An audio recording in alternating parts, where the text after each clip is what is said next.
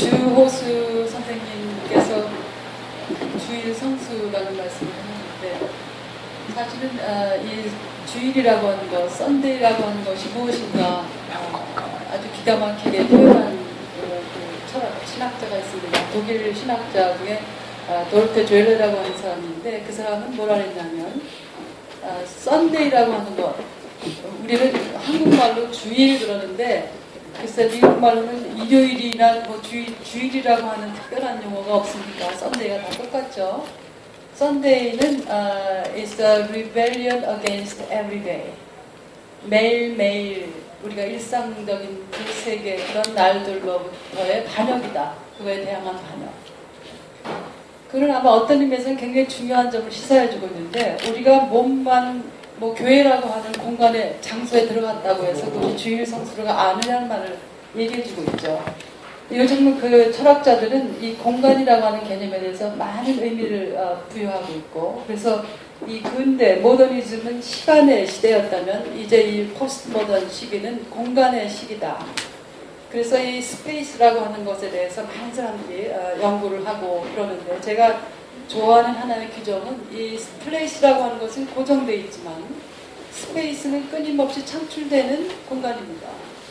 저는 여러분들이 이 자리에 똑같이 몸을 담고 있지만 어떤 분은 그냥 장소로서, 고정된 장소로서 경험하는 분이 있으실 것이고, 어떤 분은 이 안에서 자기가 새로운 의미를 끊임없이 창출해서 공간의 의미로 이 자리에 앉아 계실 거라고 생각을 합니다. 그래서 여러분들은 다 이렇게 똑같은 장소에 있지만 이 장소를 경험하는 그 경험들은 내가 어떻게 이 장소에 있는가에 따라서 굉장히 다른 경험을 할 수 있다라고 하는 거죠. 그래서 그런 의미에서 여러분들은 이 자리에서 이것을 성스러운 공간으로 여러분들 스스로 만드시기 바랍니다. 그거는 사회자가 만들어준 것도 아니고 설교자가 만들어준 것도 아니에요. 그래서 저는 신학을 하고 철학을 하는 사람이지만 그 성지 순례에 대한 그 집착에 대해서는 굉장히 비판적으로 보는 사람입니다. 이 고정된 장소 자체가 성지가 될 수 없거든요. 그래서 저도 여행을 세계 곳곳을 다 다니지만 그 소위 성지라는 데는 글쎄요, 의도적으로 별로 가고 싶은 마음이 안 생겨서 아직 한 번도 안 가봤는데, 이 썬데이라고 하는 것은 어떤 의미에서 보면은 그 성수에서 주의를 지켜라라고 하는 것은 관습적인 의미에서 몸으로 계속 이 썬데이라고 하는 날에 교회라고 하는 것을 가라라고 하는 의미보다는 사실은 이 썬데이라고 하는 것은 자기와 자기 자신이 깊은 곳에서 만나는 거라고 저는 생각을 합니다. 그래서 모든 영성의 시작은 사실은 내가 누구인가 라고 하는 다른 일상적인 날 속에서는 묻지 않았던 물음과 만나는 시간입니다. 저는 여러분들이 이 주일날 썬데이에 일요일이잖아요. 쉬는 날 하고 해야 되고 하고 싶은 것들이 무수히 많은데 왜 이 자리에 앉아 계실까? 저는 그것을 이쪽에 앉아가지고 굉장히 흥미롭게 보면서 생각을 했습니다. 아마 그저 기존의 기성의 교회들은 습관적으로 소위 주일 성수 때문에 가시는 분들이 참 많은데, 이 자리에 오시는 분들은 굉장히 독특한 그 목마름을 가지고 있기 때문에 오신 것 아닌가. 그래서 목마름이나 배고픔이라고 하는 것은 똑같지가 않거든요. 그래서 제가 뭐 여러분들하고 시간을 이렇게 보내면서도 여러분들이 제가 나누고자 하는 것 속에서 모든 것을 다 기억하실 필요도 없고 기억하실 수도 없습니다. 다만 자기가 가지고 있는 목마름, 배고픔, 그것과 만나면서 그 목마름과 배고픔에 대한 것, 그것을 제가 여러분들하고 나누는 그 시간 속에서 뭐라도 하나 있다면 그거 하나만 부여잡고 가셔도 여러분들은 소위 주일 성수를 하신 거 아닐까, 그런 생각이 합니다. 저는 이 갈망이라고 하는 것, 배고픔이 있는 것, 그것을 충족시키기 위해서는 사실은 다양한 의미의 낯설게 하기를 해야 된다고 생각합니다. 우리가 사실 자기 자신을 잘하는 것 같지만 자기 자신을 잘 몰라요, 사실은.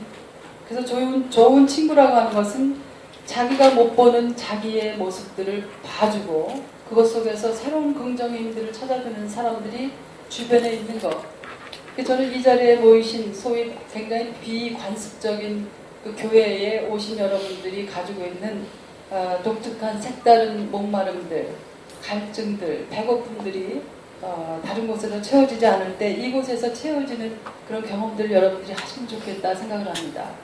그래서 우선 자기 자신을 낯설게 하고서 자기와 자기가 대화하는 시간, 또 우리가 익숙하다고 생각하는 성서의 얘기, 아마 여러분들 사개오 얘기 오늘 읽으셨는데 교회 생활을 조금이라도 하신 분들은 이 얘기 사개오 하면 아마 그 얘기가 다 안다고 생각하실 거예요.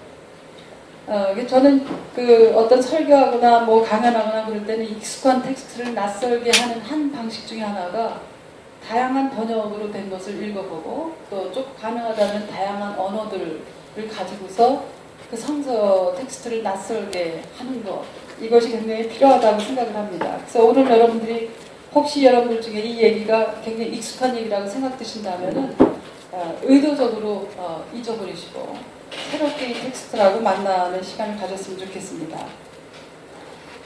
제가 그 텍사스에 이제 크리스천 유니버시티라고 하는 것을 가르치고 있는데 여기 한국에 들어오기 전에 한 3주간 유럽 그 여행을 했습니다. 특별히 그 유대인 수용소들하고 그다음에 대학들을 돌아봤어요. 제가 잘 좋아하는 관광, 소위 관광의 형태는 대학들을 돌아보는 거예요. 대학이라고 하는 것이 모든 문화, 지식의 집결지라고 다루고 경험할 수 있는 것들이 참 많거든요. 대학들을 돌아보고 특히 유대인 수용소들을 몇 군데 가봤는데 저에게 굉장히 충격적인 하나의 그 사진을 제가 봤습니다. 제가 페이스북에 그 사진을 올려놨는데 저는 오래전에 그 미국으로 유학 가기 전에 독일로 먼저 유학을 갔어요. 그만큼 이제 독일어를 훨씬 더 좋아했고 또 영어 공부는 별로 안 했지만 독일어 공부하기 좋아해서 이 뭐 괴테 인스티튜트라든지 그 독일말 공부하기 위해서 여러 가지 그 에너지를 쏟았고 제가 논문도 이제 석사 뭐 학사 석사 다 독일 사람을 했습니다. 독일에 대한 동경이 이제 굉장히 많았죠. 독일 사상가 뭐 전혜린 씨가 생각하는 그 뮌헨의 슈바빙도 뮌헨 가자마자 그 슈바빙의 거리를 걸으면서 전혜린 씨를 생각하면서 했는데 제가 그 유대인 그 캠프를 가게 된 여러 가지 이유는 제가 가지고 있던 독일에 대한 그 어떤 동경이나 그런 것들을 완전히 뒤집어 엎은 사건이 바로 제가 유태인이 독일인들이 어떻게 유태인들을 대했는가라고 하는 것을 처음으로 그 다큐멘터리 필름에서 본 이유였습니다. 그래서 그것이 저에게는 많은 그 신학적, 철학적 물음을 남겨줬기 때문에 어떻게 그렇게 위대한 예술가, 사상가들을 배출시킨 독일에서 그 독일인들이 그렇게 끔찍한 일들을 자행할 수 있었을까. 그래서 유대인 그 캠프들을 돌아보면서 제가 잊지 못하는 굉장히 충격적으로 다가온 그 사진이 하나 있었는데 아마 궁금하신 분들은 제 페이스북을 보시면 그 사진을 볼 수가 있어요. 그 사진 하나에 몸이 발가벗겨진 그 독일 장교의 사진이 있습니다. 근데 그 독일 장교가 끔찍하게 죽임을 당하고 몸에 갖가지 말들을 쓴 것이 철조망 위에 이 목 뒤서부터 딱 걸려가지고 무슨 저 오징어 같은 거 말릴 때 한 것처럼 이 시체가 철조망 위에 딱 걸린 그 그림이 있어요. 그러니까 이거는 유태인들이 이제 연합군 해방 이후에 해방이 되자마자 그 독일 장교를 자기들 못 살게 굴던 독일 장교를 죽여서 끔찍하게 죽여가지고 그것도 모자라서 그 복수를 하기 위해서 그 시체를 이제 철조망에 딱 올려놓은 겁니다. 걸어놨어요. 생선 걸어놓듯이. 그러니까 어떻게 한 인간이 전적인 절대적 피해자였던 한 인간들이 그룹들이 동시에 절대적 가해자로서의 얼굴을 할 수 있었을까? 그 유태인들은 이 홀로코스트라고 하는 것 때문에 역사 속에서 절대적 피해자의 어떤 그 피해자 의식을 계속 주장해 왔죠. 여러분들이 우리가 이제 가자의 그 폭격에서도 우리가 볼 수 있지만 저는 이것을 보면서 어떻게 우리가 자기들의 주장이나 자기들의 위치 그것이 권력과 연결됐을 때 그것을 절대화시키기 시작할 때에 어떻게 야만의 얼굴을 가지게 되는가.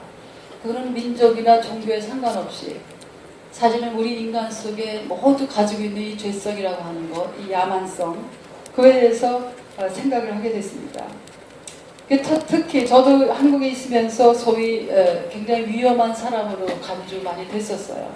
끊임없이 기존의 체제에 대해서 비판하는 여러 가지 작업들을 해왔기 때문에 제가 한국을 떠나고 싶어서 미국 간 거가 아니라 사실 한국 대학에서 이제 쫓겨났습니다. 투쟁을 여러 가지 하다가 이제 충분히 했다 생각하면서 미국의 대학에 이제 어플라이를 했는데요.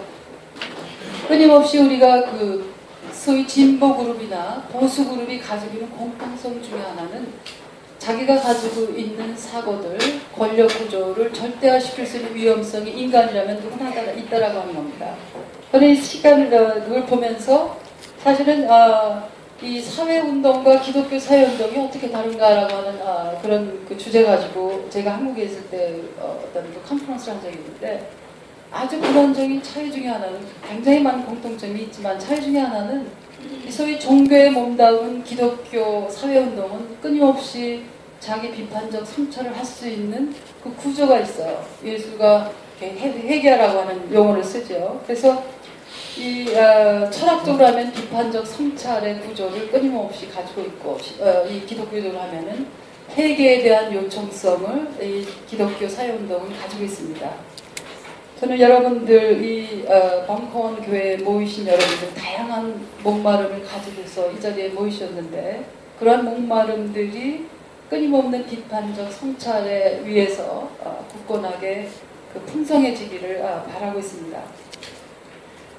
여러분들 잘 아시는 사멜 베케트라고 하는 그 노벨 문학 수상자가 있죠. 그 사람이 쓴 해피 데이스라고 하는 그 연극이 있어요. 아무리 주 선생님께서 연극하신다고 했는데 이 사람의 희곡들을 읽어보면 뭐 고도를 기다리면 많이 알려진 그 연극이죠.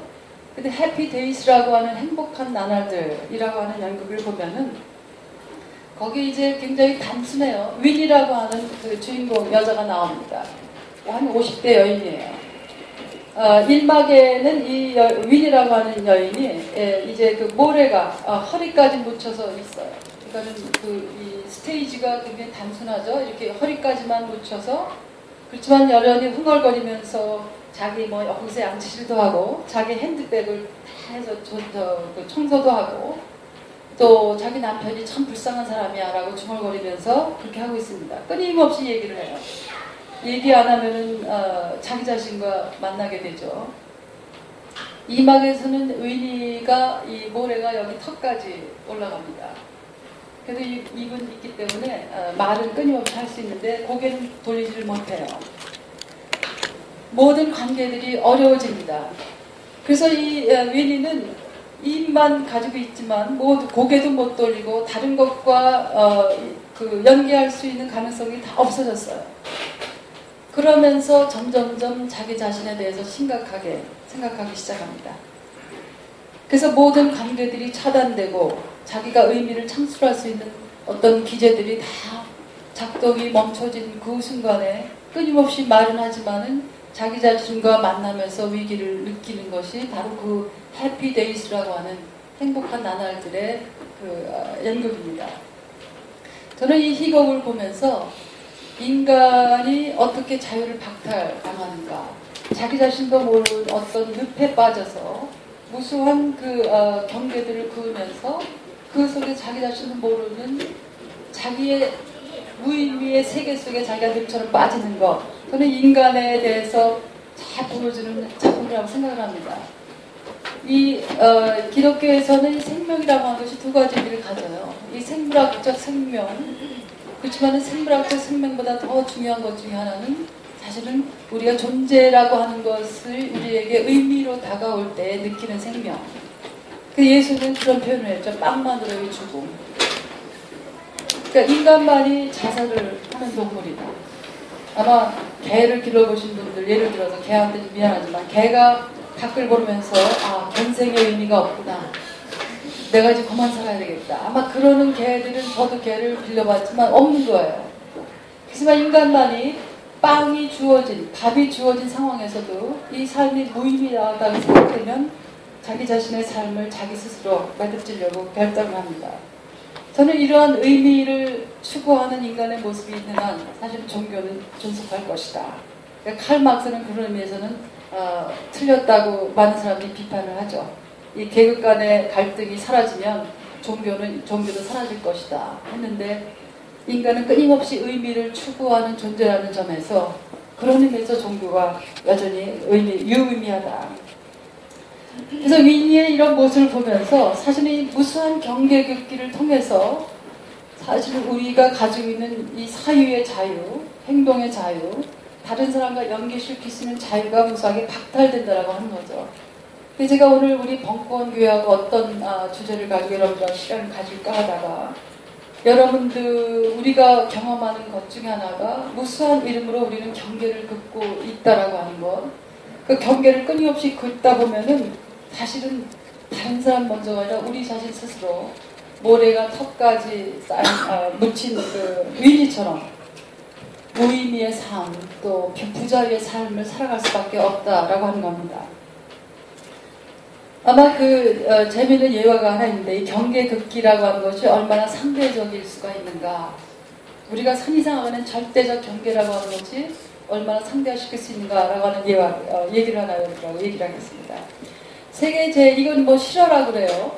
제가 읽은 건데 세계 1차 대전 때 미국 프랑스 지역을 지나던 어떤 미국 군인 몇 명이 그 중에 친구가 하나 죽음을 당했습니다.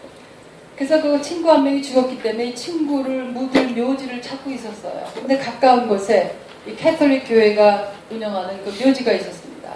그래서 그 교회 성당에 들어가서 저희 지금 친구 중에 한 명이 죽었습니다. 묻어야 되겠습니다. 그랬더니 신부님이 하는 얘기가 우리 캐톨릭 묘지는 캐톨릭 교인만 묻을 수 있습니다. 그러니까 당신 그 죽은 사람이 캐톨릭이 아니기 때문에 참 미안하게도 우리 묘지에 묻을 수가 없습니다. 이게 교회 법칙이기 때문에. 그래서 그렇지만 그 신부님 마음이 따뜻한 분이었어요. 그래서 그 신부님 뭐라 그러냐면은 우리 묘지에는 묻을 수 없지만 이 묘지 밖에, 울타리 밖에다 친구를 묻으십시오.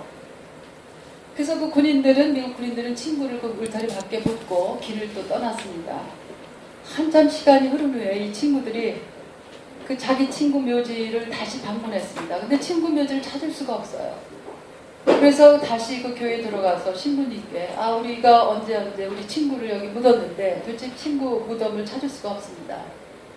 근데 신부님께서 하시는 말씀이 당신들이 와서 당신 친구를 교회 울타리 밖에다 묻어놓은 다음에 저는 한동안 잠을 잘 수가 없었습니다. 그래서 침대에서 나와 당신 친구가 묻힌 그 무덤을 가지고 울타리를 밖으로 옮겨서 그 친구가 울타리 안에 들어올 수 있도록 울타리를 옮겼습니다. 그래서 당신 친구는 이제 울타리 밖이 아니라 울타리 안에 들어오게 됐습니다. 이런 말씀을 했다고 합니다. 사실은 이것은 굉장히 단순한 얘기 같지만 우리가 늘 절대적이라고 생각하는 특히 종교인들이 생각하는 이 진리의 벽, 교리의 벽이라고 하는 것이 사실상 얼마나 상대적으로 할 수 있는가. 저는 상대주의에 빠지라는 얘기가 아니라 이 절대화시킨 것에 대해서 그것을 비판적으로 성찰하면서 이 절대화가 낳고 있는 다양한 야만성, 배타성들을 우리가 넘어서야 될 때 그런 경계 넘기를 할 때에 보다 많은 사람들이 포괄되고 포용되고 서로 함께 살아갈 수 있는 세계를 만들 수 있다. 사실 한국에서처럼 이 배타주의 공간이 참 문화가 없어요. 저는 어떻게 하다 보니까 여기 이 나라 저 나라 이렇게 떠돌아다니면서 살게 되는데 독일에서도 살고 영국에서 살고 미국에서 살았는데 가장 적응하기 힘든 나라 중에 하나가 한국입니다. 그러니까 굉장히 그 동질성의 구조를 가지고서 조금만 다르면은 틀린 사람으로 규정을 해요. 그래서 이 한국 사회는 성별이 달라서도 계속 끊임없는 절대적 벽을 가지고 있게 되고 또 조금만 자기 정치적인 성향이 달라도 완전히 우리 지금 종북 개념이 굉장히 팽배하고 있는데 조금만 다르면은 완전히 틀린 것으로 규정하는 우리 사회 문화. 제가 한국에는 남성분들하고 친구가 되기가 굉장히 어려워요. 제가 미국 대학 가서 좋은 것 중에 하나는 남자, 여자, 또 나이가 많고 적고 간에 이름 부르면서 이름 부르면서 친구 될 수 있는 것, 교수들하고도. 우리 한국에 오면은 처음 만난 사람은 저 사람의 나이가 몇 살일까를 먼저 측정하려고 갖가지 질문을 해서 합니다. 그냥 우리 학교 제가 학생들 가르칠 때 자기소개하라고 하는데 몇 학번입니다. 그렇게 표현을 해서 그거 왜 그렇게 표현하는가? 제가 한국에서 대학 다닐 때 그러지 않았는데 한동안 저 외국에서 생활하다 들어오니까 학생들이 자기소개하는 방식이 언제나 자기 몇 학번이다.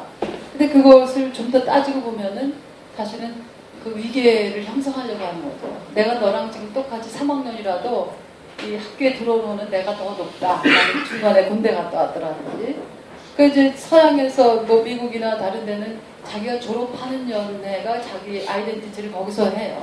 그래서 뭐 2016년에 졸업할 사람들은 뭐 클래스 오브 뭐 2016 이렇게 하지 입학년도가 언제다 이렇게 표현을 안 하는데 이 한국에서는 다양한 방식으로 위계를 형성해야 직성이 풀립니다. 나이, 성별, 또 뭐 종교적 구조들, 또 우리 한국에 지금 한 회자대군이 성적 성향에 관한 것들. 그래서 무수한 경계짓기를 통해서 사실은 그 사람들이 배제되는 게 아니라 우리 스스로가 우리의 자유를 박탈하는 경우죠. 그래서 공동체라고 하는 말은 굉장히 위험한 말이에요. 한편을 보면은. 왜냐하면 공동체라고 할 때에 거기는 우리라고 하는 여러분들이 공동체라고 하는 그 말을 쓰자마자 형성되는 전제 조건 중에 하나는 우리하고 그들이라고 하는 경계를 먼저 그어야 공동체라고 하는 개념이 생깁니다. 그래서 공동체라고 하는 것에 대해서는 저는 언제나 굉장한 경각심을 가지고 그 단어를 사용하거나 보고 있습니다. 그래서 두 가지 공동체에 대해서 우리가 생각해 봐야 된다. 하나는 동질성의 공동체입니다. 똑같은 사람들끼리만 모이는 거예요. 그래서 이제 community of sameness. 똑같이 생각하고 똑같이 행동하고 똑같이 말해야만 포용되는. 아마 여기 계신 분들은 제가 전혀 누군지 모르지만 이 기존의 교회에 가지 않고 여기 오신 것은 기존의 교회가 얘기하는 그 신앙을 표현하는 방식이라든지 소위 예수를 믿는 방식이라고 하는 것에 끊임없이 동질성을 요구하기 때문에 그런 교회들보다 이 다양성을 이렇게 포용하는 이런 공간에 여러분들이 오시지 않았는가. 제가 전혀 여러분들에 대해서 모르지만 그런 생각을 하게 됩니다. 동질성의 공동체라고 하는 것은 끊임없이 이 어떤 순수성에 대한 열망을 가지고 있죠. 그래서 이 위라고 하는 것이 어떻게 보면 굉장히 낭만적이고 좋은 것 같지만 이 낭만적인 것의 위험성은 이 어두운 이면을 끌어안지 않아 다름을 끌어안지 않기 때문에 이 낭만적이라고 하는 건 낭만적 사랑의 문제가 바로 그겁니다. 연애할 때 좋은 면만 보다가 결혼하고 나서는 이 어두운 이면, 이 소위 낙사이드를 외면하려고 하는 게 이 낭만적 사랑의 문제예요. 저는 낭만적인 거 굉장히 좋아하는 사람입니다만. 그러니까 공동체라고 하는 낭만적으로 이해할 때는 전혀 다름을 수용할 수 없는 대타성이 형성이 됩니다. 그래서 사회 홀로코스트도 어떻게 생기냐면 위 저먼스 하면은 그것이 바로 이 저먼이라고 하는 이 독일인이라고 하는 순수성을 지키기 위해서 조금이라도 소위 오염된 것, 이 코테이션 마크를 써서 오염된 그런 사람들을 용납할 수가 없는 거예요. 어떤 의미에서는 이 자리에 모이신 분들은 이 전통적인 신앙적 구조에서 보면은 저기 조금은 오염된 분들이죠. 왜냐하면 그 전통적인 이 동질성이라고 하는 것에 대해서 거기 순응하지 않고 있거든요. 자, 그런데 사실은 예수를 가만히 들여다보면 그런 동질성의 요구를 전혀 하지 않습니다. 그래서 다른 종류의 공동체라고 하는 개념이 왜 필요하냐 하면은, 자, 동질성의 공동체, community of sameness가 아니라, 이 영어가 이 alternate라고 하는 개념이 있어요. 이걸 한국말로 번역하기 굉장히 어렵습니다. altery인데, alternate라고 하는 개념은, 우리가 차이, difference 할 때는 뭐가 생깁니까? 자, 나하고 여기 주 선생님하고 다르다. 그럼 뭐가 생겨요? 다름을 규정하기 위해서는 누군가를 비교할 대상이 언제나 필요해요. 근데 이 비교할 대상, 차이라고 하는 것은 비교할 대상을 언제나 전제하기 때문에 문제가 생겨요. 왜냐하면 비교하자마자 거기에는 누가 더 비교의 기준을 세워야 되는데 기준이 누구 중심으로 되어 있는가. 라고 하는 것이 문제거든요. 그래서 이 alternate라고 하는 것은 비교하지 않고 difference라고 하는 개념하고 다른 이거는 비교하지 않고 그 자체가 다른 겁니다. 그래서 다름의 공동체. 그래서 community of alternate라고 하는 것이 사실은 예수가 보여주는 그런 의미의 진정한 공동체가 아닌가. 예수는 언제나 동질적 사상이나 동질적 사유를 요구하지 않았던 분이다. 그래서 우리가 진정으로 추구해야 될 소위 진정한 교회 공동체는, 저도 생각하는 교회 공동체는 동질성을 요구하는 것이 아니라 각자가, 여기 앉아 계신 여러분들 목소리와 얼굴이 다 다르지 않습니까? 저는 학교에서 어떤 이름을 가지고 있냐면, 제가 굉장히 디맨딩하는 교수라고 해요. 그러니까 어떤 걸 디맨드하냐면 모든 학생들이 얼굴을 바라보게 합니다. 저도 학생들 얼굴을 다 볼 수 있어야 되고, 저만 아니라 누군가가 얘기를 하면은 그 사람 얼굴을 다 쳐다보고, 몸으로 쳐다보고 그 사람 얼굴 듣기. 그래서 저 그거 굉장히 철저하게 요구하고 저도 그렇게 합니다. 이 얼굴 보기라고 하는 것은 인간이 타자를 인식하는 가장 중요한 하나의 첫 번째 단계거든요. 그래서 여기 얼굴 보기라고 하는 것을 강조한 사람 중에 하나, 얼굴이라고 하는 거, 이 유대인 철학자 중에 에마누엘 레비나스라고 하는 사람이 있습니다. 이 얼굴. 자, 얼굴을 가만히 들여다보면은, 그래서 그것은 우리가 가지고 있는 이름 이전이다. 우리의 고유명사, 강남순, 여기 주 선생님, 이런 이름 이전에 존재하는 것은 이 얼굴이거든요. 그래서 레비나스 같은 사람 뭐라고 하냐면은, 이 얼굴은 소유에 대해서 저항한다. 그래서 face resists possession. 저는 이 얼굴 보기라고 하는 것에, 여러분들이 누군가의 얼굴을 가만히 들여다보세요. 사실은 그 얼굴은 많은 것을 얘기해주고 있어요. 그 소우주죠. 그 얼굴 안에, 눈빛 안에. 그래서 이 눈과 이 타치라고 하는 것이, 이건 제가 여러 가지로 가장 눈에 맞는 사람 중에 하나는 이제 레비나스나 작 데리다는 이 얼굴, 이 눈과 타치를 통해서 바라보는 것이 인간이 타자를 인식하는 가장 중요한 장이다. 그래서 이 타치라고 하는 것, 손을 가지고 다른 사람을 타치하는 것, 또 이 눈을 바라보고 상대방을 얼굴 쳐다보는 것, 이것처럼 심오한 언어가 없다라고 하는 것은, 비로소 우리가 타자를 우리 세계에서 끄집어오는 거예요. 그래서 언어가 안 통해도, 말하는 것이 안 통해도, 여러분들이 아마 카페 같은 데 앉아있는 사람들 보면은 이 서로 바라보는 것만 봐도 저 사람들이 사랑하는 관계인지 서로 혐오하는 관계인지 금방 알아차립니다. 이 서로 바라보는 눈빛은 가장 강력한 언어 중에 하나예요. 자, 저는 예수를 믿는 게 뭔가, 제가 가끔 질문을 받아요. 왜냐하면 어떻게 보면 제가 전통적으로 신앙이 좋다고 얘기하기 어려운 구조를 많이 가지고 있거든요. 저는 모태신앙인데, 제가 기독교를 선택해서 기독교인이 된 것도 아니고, 그렇다고 해서 굳이 떠날 필요도 느끼지 않았기 때문에 이제 여전히 기독교인으로 남아있는데, 유일하게 붙잡아 수 있어야 되는 예수를 어떻게 내가 볼 것인가, 그 생각을 하면서 이제 많은 질문들을, 예수 믿는 게 도대체 뭡니까? 철학적으로, 신학적으로 무수한 교리 가지고 말로 하려면은 아마 하루 종일도 할 수가 있는데, 왜냐면 많이 공부를 했으니까. 제가 그냥 단순하게 결론 내리는 거는, 예수 믿는 것, 그는 예수의 시선을 배우는 것이다. 제가 오늘 택한 사케오를 통해서 저는 예수의 이 시선, 이 사케오를 바라보는 그 시선이 가지고 있는 강력한 그 개혁적, 변혁적 힘을 느낍니다. 자, 여러분들이 그 사케오라고 하는 얘기를 아마 상상을 이제 하셨죠. 읽는 것은 무엇인가? 제가 학생들에게 늘 학기 초가 되면 몇 가지 묻는 질문 중에 하나가 있는데, 그게 바로 읽기란 무엇인가? So what constitutes reading? 자, 읽기란 건 무엇인가? 읽기라고 하는 건, 미국의 대학은 굉장히 벅찹니다. 학기 중에 매주 수백 페이지의 읽기 숙제를 각 교수마다 다 내줘요. 그래서 석사 학생들은 300페이지, 박사 학생들은 500페이지, 이런 양들이 있기 때문에 학기 중에 숨막히게 이제 공부를 해야 되는데, 저는 읽기라고 하는 것이 그렇게 첫 페이지부터 끝까지 읽는 것, 그거에 대해서는 별로 큰 의미를 안 둬요. 그래서 물론 리딩 어사이먼트가 있지만, 제가 읽기라고 하는 것에 대해서 학기 초에는 늘 강의를 합니다. 딥 리딩이라고 하는 얘기를 하는데, 거기에서 제가 처음에 여러분들이 제 설교를 들을 때 처음부터 끝까지 그걸 다 기억하는 것은 별로 의미가 없습니다. 다만 여러분들의 목마름에 따라서, 배고픔에 따라서 거기에서 한마디 개념이라도 여러분들이 그걸 가져가면 그게 잘 듣는 거예요. 리슨.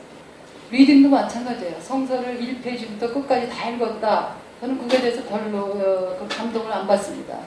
다만 그 속에서 내가 무엇을 하나 가지고서 개념을 가지고 올 것인가. 그래서 여러분들은 그런 실험을 할 수가 없지만 제가 우리 학생들하고 가르칠 때 세미나 할 때는 끝날 때 세미나 끝날 때 늘 한 30분 시간 가지고서 돌아가면서 내가 오늘 이 세미나 3시간 동안 하면서 내가 건지는 개념은 무엇인가, 내가 가져가는 개념 무엇인가. 그래서 매주 한 개념씩만 가져가라. 그럼 한 학기 돼서 10개념이 생기면 그게 바로 너 사유세계를 풍요하게 해주는 거거든요. 자, 예수를 바라보면, 자, 이 삭개오 여기를 여러분들이 어떻게 이제 읽으시는지 모르겠어요. 자, 삭개오는 누굽니까? 이 육체적으로 어떤 사람이에요? 육체적으로 소위 우리가 부르는 난쟁이에요. 키가 보통 사람보다 굉장히 육체적 장애가 분명한 사람이죠. 아마 지금도 여기는 없으신 것 같은데 저는 그 육체적 심한 장애를 가진 친구가 2명이 있습니다. 우리가 평범하게 보는 세계하고 그 사람들의 세계는 완전히 달라요.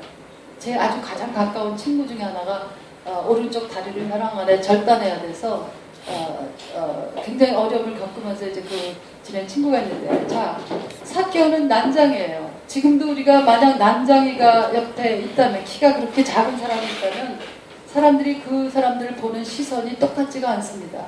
무수한 차별을 경험해요. 그러니까 육체적 장애를 가지신 분들이 더 힘든 거는 이 살아가는 거에 대한 불편, 그거가 아니라 다른 사람들의 시선들 때문에 굉장히 힘들다고 합니다. 그 당시에는 이 육체적인 장애가 있는 사람들은 그냥 육체를 장애가 있구나, 저거는 신의 저주를 받았구나, 신의 저주로서 이 육체적 장애 가진 사람들을 봤습니다. 자, 그런 삭개오가 있어요. 이 사람이 평생 어떤 일을 어떻게 살아갔을까? 어렸을 때부터 너는 신의 저주를 받은 아이. 아마 그 부모는 이 아이를 숨기고 싶어 했을 겁니다. 읽기라고 하는 것은 성서 읽기도 마찬가지고, 읽기라고 하는 것은 거기 쓰여진 것만 보는 게 아니라 쓰여지지 않는 것까지 읽을 수 있어야 돼요. 그래서 특히 성서 읽기는 신학적 상상력, 여러분들의 철학적 상상력, 문학적 상상력이 가장 많이 요청되는 것 중에 하나가 이 성서 읽기예요. 그렇지 않으면 아무리 성서 통독을 하고 맨날 써도 사실은 무의미한 읽기라고 저는 생각을 해요. 그래서 그 많은 교회들이 성서 암송대회라든지 성서 쓰기 대회를 하는데, 그거가 저는 굉장히 염려스럽게 그런 것들을 보고 있습니다. 자, 삭개오가 그렇게 평생 다른 사람들로부터 사람 대접 하나 받지 못한 삭개오가 여기 있습니다. 여러분들이 삭개오라고 생각을 해보세요. 누구도 자기를 사람으로 바라보는 경험을 한 적이 없습니다. 그런 삭개오가, 자, 이 예수는 삭개오를 안 봤을 수도 있어요. 무수한 사람들이 있는데 예수는 왜 삭개오가 보였을까? 그래서 소위 얘기하는 이 보는 방식, 이 mode of seeing이라고 하는 것, 그거에 따라서 사실은 누구인가? 나는 누구인가? 나는 사실은 내가 무엇을 보는가이다. 똑같은 공간을 여행해도 보는 것이 다릅니다. 그래서 소위 mode of seeing이라는 것, 예수의 mode of seeing은 뭐였을까? 예수는 늘 센터만 본 게 아니라 언제나 주변에 있는 사람들을 먼저 봤어요. 그래서 무수한 사람들이 보지 않았을 삭개오가 보였습니다. 자, 삭개오는 여러분들이 그 공간을 한번 그 장면을 한번 상상해 보십시오. 예수가 무수한 무리들이 따라다니는데 소위 이제 배우죠. 그런데 예수가 다른 사람이 보지 않는 삭개오를 바라다 봅니다. 예수는 아무 말 안 했어요. 그 다음에 한 얘기가 뭡니까? 내려와라. 그 다음에 내가 오늘 네 집에 거해야 되겠다. 이 2가지예요. 바라보고, 그 다음에 생뚱맞게 변하는 내가 네 집에 가야 되겠다. 제가 오늘 예를 들어서 우리 하 목사님이나 우리 주 선생님한테, 자, 내가 오늘 당신 집에서 머물러야겠습니다. 그럼 대부분의 사람들이 세상에 이런 무례함이 있을까? 자, 이 2가지 장면, 바라봄과 예수가 스스로 자기를 초대해요. 그죠? 초대받는 게 아니라, 제가 영어 성경을 보면은 제가 좋아하는 영어 성경 번역 중에 하나가 이제 inclusive 바이블이 있어요.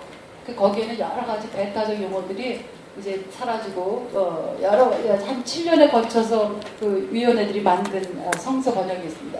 거기 보면은 예수가 뭐라고 하냐면은 I must stay at your house. 대개 우리가 할 때는 may I? 내가 내 집에 머물러도 될까? 최소한 이 정도는 해야 되는데 I must stay. 자, 예수가 한 거는 바라봄과 그 다음엔 스스로 자기 초대를 합니다. 근데 벼랑간 뭐가 일어났습니까? 삭개오가 벼랑간 소위 변화가 됐어요. 예수는 아무 종교적 얘기도 하지 않았고 내가 너 진죄 다 알고 있다. 너 내려와서 너 회개해라. 이런 소위 종교적 정죄라든지 심판하지 않고 사실은 가장 인간적인 행위를 한 거예요. 타자 수없이 소외되고 배제됐던 그 삭개오를 바라보고 연민의 시선으로 바라보고 그리고서 자 내가 너 집에 머물러야 되겠다.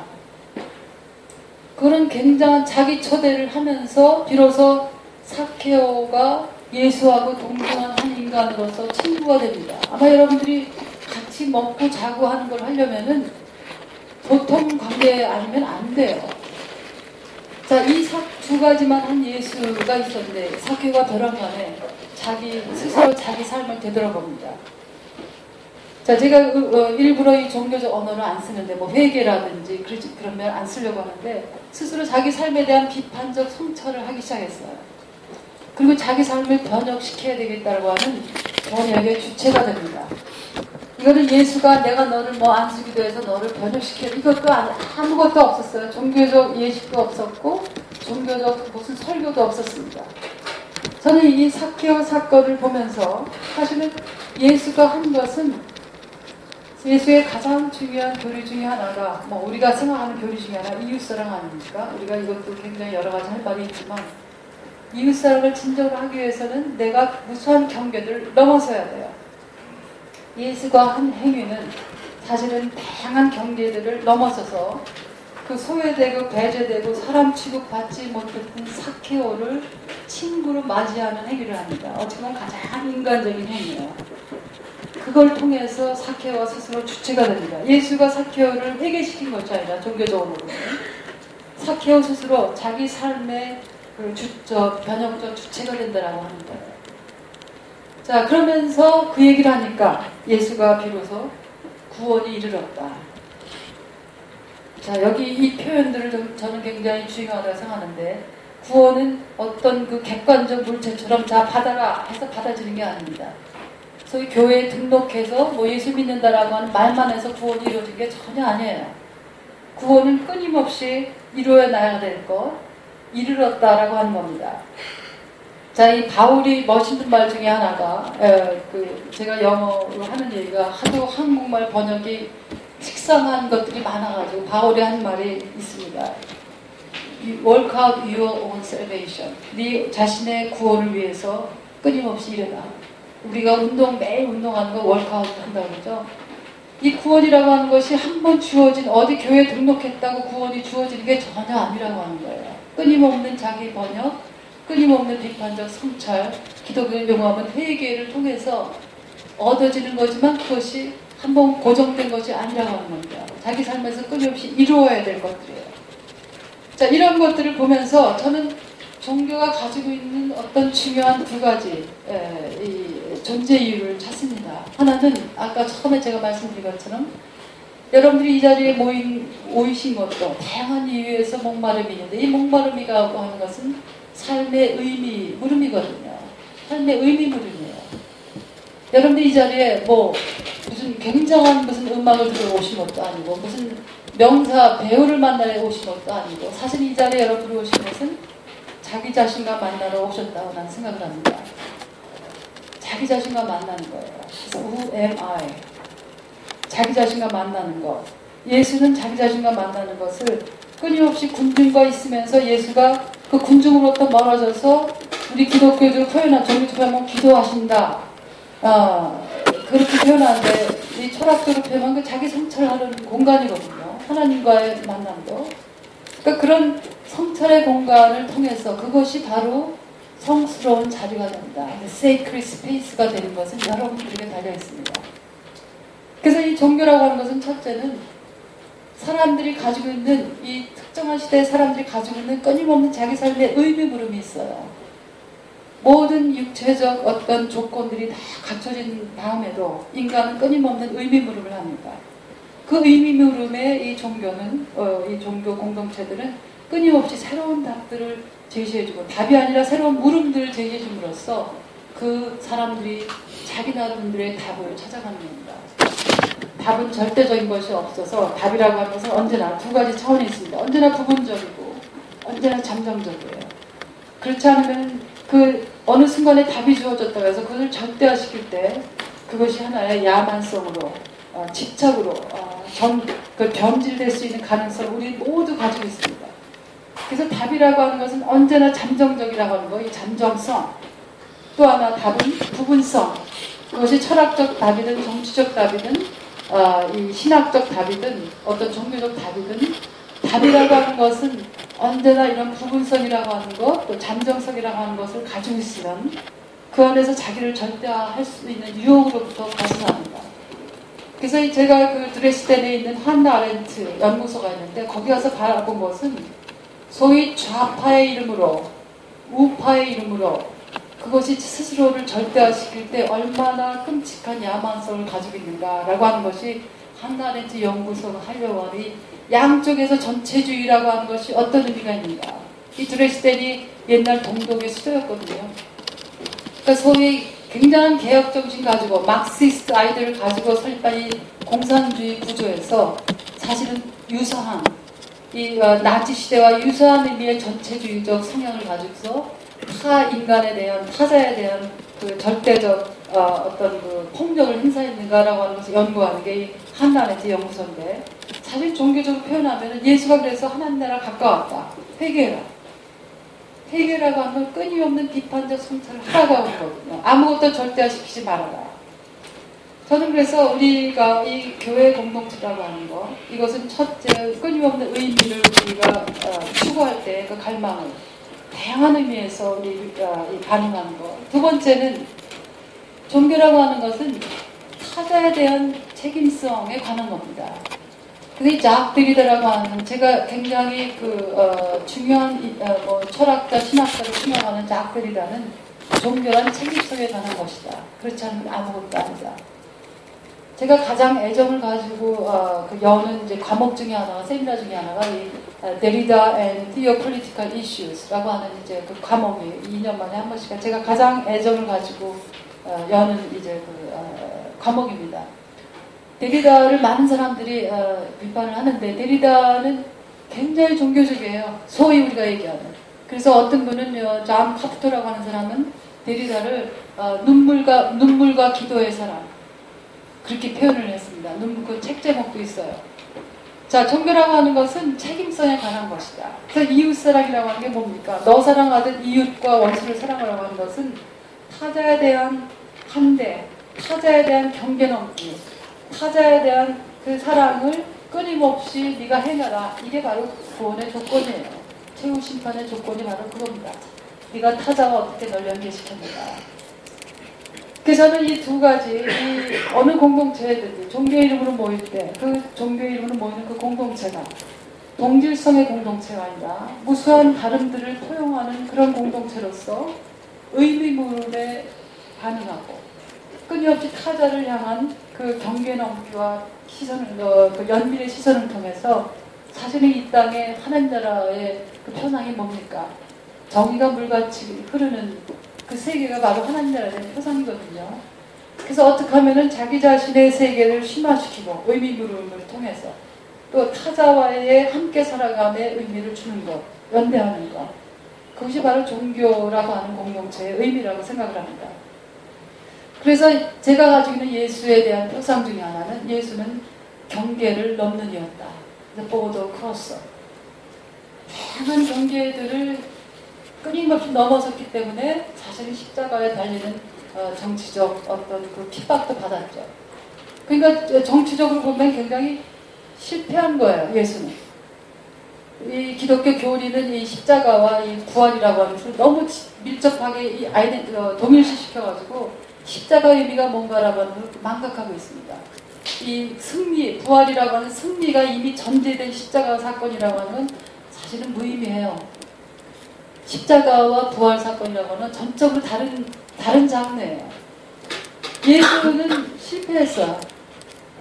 그 예수가 가지고 있었던 하나님 나라의 비전, 그런 것들이 사람들에게는 이해가 안 됐고, 예수의 제자들조차도 예수에 대한 처절한 절망을 가지고 각자의 길을 떠납니다. 그런 거 보면 3년을 따라다니는 사람들도 이해 못한 예수의 하나님 나라 세계라고 하는 건 무엇일까? 우리가 그것을 끊임없이 물어야 된다고 생각합니다. 그래서 이 경계를 넘는 이 보더 크로스라고 하는 것, 타자에 대한 따뜻한 연민의 시선을 가지고서 우선 바라볼 수 있는 이것, 이게 사실은 예수가 표상한 거거든요. 제가 수십 년을 신학을 했지만 제가 가지고 있는 예수의 모습은 바로 그겁니다. 그래서 우리는 교리로부터도 끊임없이 예수를 구원시켜야 돼요. 리디밍이라고 하는 거 구속시켜야 돼요. 예수가 우리를 구속시키는 것만 아니라 우리도 끊임없이 예수를 다양한 종교적 교리 체제로부터 예수를 끊임없이 끄집어내야 돼요. 그게 예수를 낯설게 하기. 또 그것을 보는 여러분의 시각도 낯설게 하기를 통해서 사실은 그게 예수라고 하는 이름 아래 우리가 모일 수 있는 하나의 의미라고 저는 생각합니다. 그렇지 않다면 제도와 종교 권력에 집착하는 모습으로밖에 안 돼요. 그렇기 때문에 이 종교라고 하는 것, 기독교를 포함해서 나름대로 다 죄의 역사가 있습니다. 자기들이 가졌던 그런 이상을 절대화시킬 때 비판적 성찰 없이 그게 하나의 아주 절대적인 종교 권력이 돼서 역사 속에서 무수한 사람들, 집단들을 억압하고 죽이기까지 하는 역사가 있고, 또 한편으로는 그 속에서 끊임없는 해방과 자유의 역사가 있어요. 그래서 이 종교의 두 얼굴을 끊임없이 같이 볼 수 있어야 그 속에서 우리가 이 야만성에 빠지는 그 모습으로부터 우리를 끊임없이 경계하고 끊임없이 자유와 해방의 영역을 확장하는 이 종교 공동체, 또 종교인이 돼야 된다고 생각합니다. 그래서 저는 이 종교인이라고 하는 것은 늘 새로운 꿈을 꾸는 이들이다. 이 에른스트 블록이라고 하는 독일의 철학자는 이 데이드림이라고 하는 말을 합니다. 낮꿈 꾸는 이들. 이 밤꿈이 여러분들이 다 꾸시는 거고, 낮꿈 꾸는 이들은 끊임없이 새로운 세계를 갈망해요. 목마름이 있어요.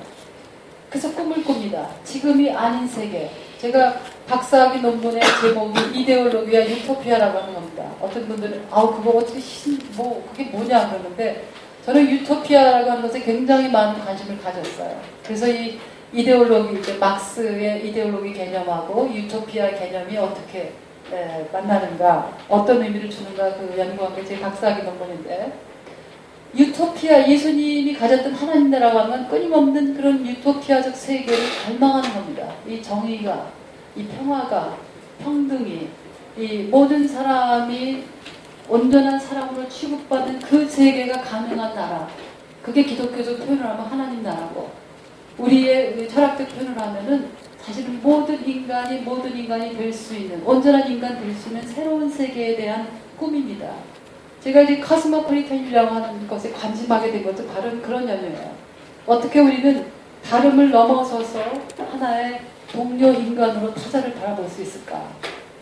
그게 커다란 하나의 화두였습니다. 자, 그래서 이 평화, 이런 꿈을 꾸는 사람들은 이 희망적인 사람이 돼요. 이 낙관적이 된다는 것과 희망적이 된다라고 하는 것은 커다란 차이가 있는데, 이 optimistic, 낙관적이라고 하는 것은 구체적인 데이터가 필요합니다. 그래서 생태계 연구하시는 분들은 이 미래의 세계에 대해서 낙관적일 수가 없어요. 자, 그런데 이 희망적이라고 하는 것은, 이 기독교는 끊임없이 희망에 대해서 얘기를 하죠. 희망적이라고 하는 것은 구체적인 데이터가 필요하지 않습니다. 그래서 희망의 근거라는 것은 무엇일까? 이 물음에 대해서 무수한 철학자, 신학자들이 얘기를 했는데, 사실 희망의 근거라고 하는 것은 구체적인 데이터가 아니라 새로운 세계에 대한 갈망을 가지고 있는 이들이 씨름하고 투쟁하는 그 한가운데 있다라고 하는 겁니다. 그래서 희망적이라고 하는 것은 승리의 보장이 아니에요. 자, 예수도 실패했습니다. 십자가에서. 그런데 새로운 의미의 세계가 그 실패를 통해서 가능했어요. 그래서 희망적이라고 하는 것은 끊임없이 씨 뿌리는 이들, 그 속에 희망이 있다고 하는 겁니다. 그래서 씨를 뿌리는 것이 가끔 열매를 맺을 수도 있지만 열매를 맺지 못하고, 예수가 이 씨 뿌리를 비유하지 않습니까? 돌짝밭에 떨어지는 씨도 있어서 열매 맺지 못하는 씨도 있고 열매를 맺는 씨도 있습니다. 그래서 저는 이 자리에 모이신 여러분들이 새로운 변화들 위해서 모이셨을 텐데 자기 패배주의에 빠지지 말고 끊임없이 이 변화의 씨를 자기 자신 속에도 뿌리고 타자 속에서 뿌리고 여러분들이 속한 나름대로의 공동체도 뿌리면서 어떤 때는 여러분들이 그 씨의 열매를 볼 때도 있지만 씨의 열매를 보지 못하는 경우들이 무수하게 많습니다. 그런 그 패배주의적 순간들을 넘어서서 여러분들 씨름하는 그 한가운데서 여러분이 삶의 의미와 희망을 찾는 분들이 되기를 바랍니다.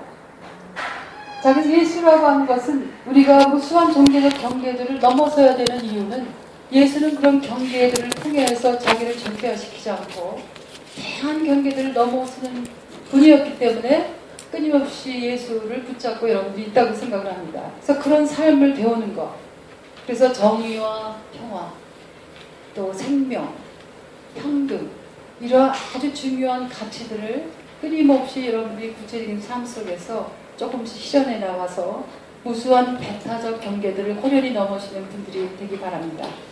기도하겠습니다.